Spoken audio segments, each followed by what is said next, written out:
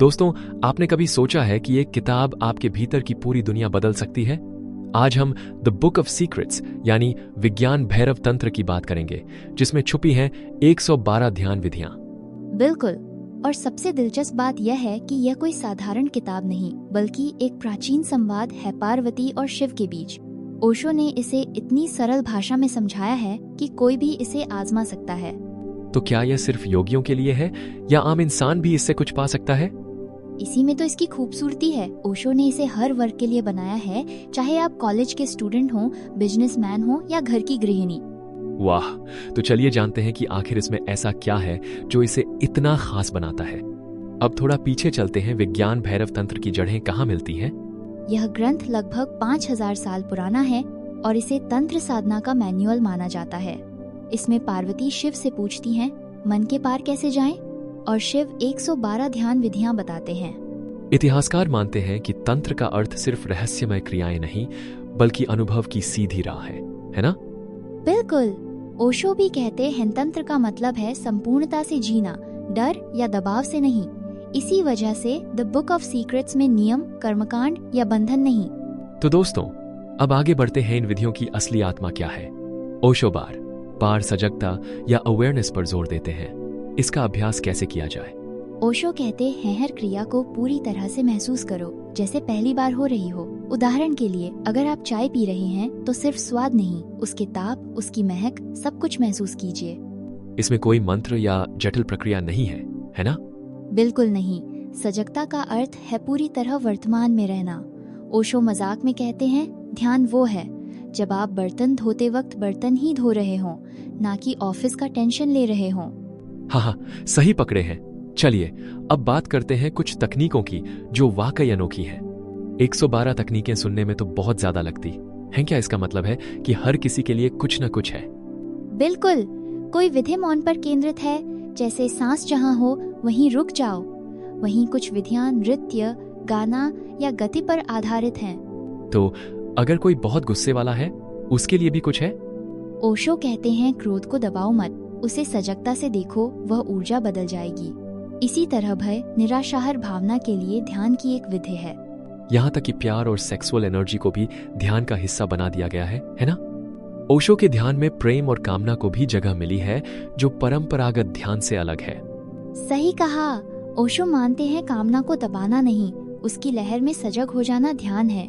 उन्होंने कहा, जब आलिंगन हो रहा हो उस पल में विलीन हो जाओ।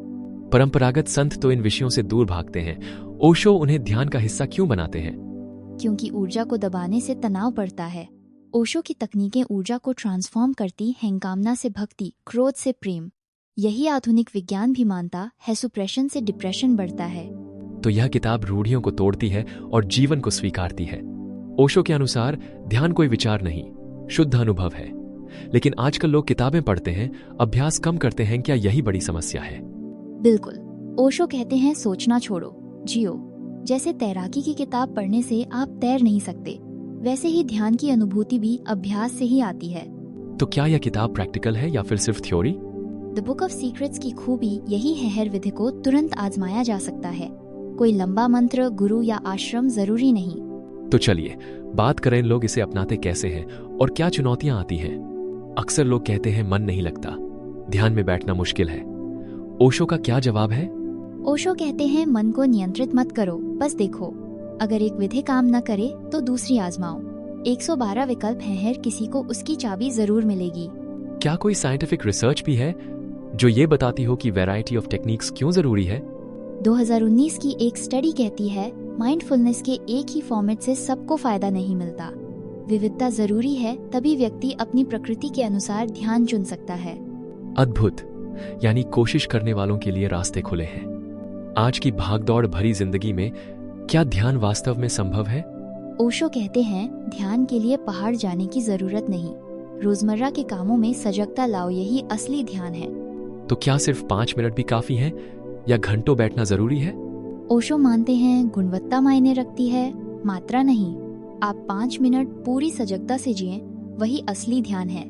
धीरे धीरे समय बढ़ सकता है, लेकिन जबरदस्ती नहीं। शानदार। तो अब जानते हैं कौन कौन इस किताब से सबसे ज्यादा लाभ उठा सकता है। अगर कोई तनाव, चिंता या बेचैनी से जूझ रहा है, क्या यह किताब उसके लिए है? बिल्कुल, यह किताब उन लोगों के लिए है जो आत्मिक शांति चाहते हैं पर मंदिर, मस्जिद नहीं जाना चाहते। यहाँ 112 तरीके हैं, आप अपनी सुविधा अनुसार चुन सकते हैं। अगर कोई धार्मिक नहीं पर आध्यात्मिक है तो क्या उसे यहाँ जगह मिलेगी? ओशो कहते हैं, मैं अनुयायी नहीं, जागरूक लोग चाहता हूँ। यह किताब किसी धर्म से नहीं बल्कि आपके अनुभव से जुड़ती है। तो यह किताब सिर्फ किताब नहीं, एक जिंदा प्रयोगशाला है। अगर कोई अभी शुरुआत करना चाहता है तो उसे कैसे आगे बढ़ना चाहिए? ओशो सलाह देते हैं, कोई एक विधि चुनिए और 5 मिनट प्रतिदिन उसे आजमाइए।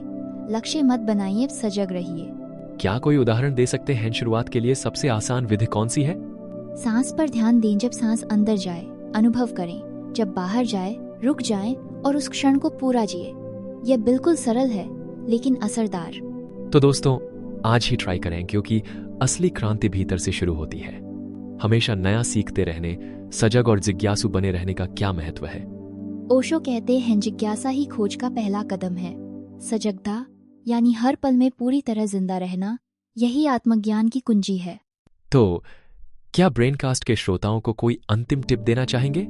हर दिन को प्रयोग समझिए, डरिए मत, एक विधि चुनिए, उसे अपनाइए और देखिए जादू कैसे होता है। वाह! तो दोस्तों, जागरूक रहिए, जिज्ञासु रहिए। ब्रेनकास्ट के अगले एपिसोड में फिर मिलेंगे।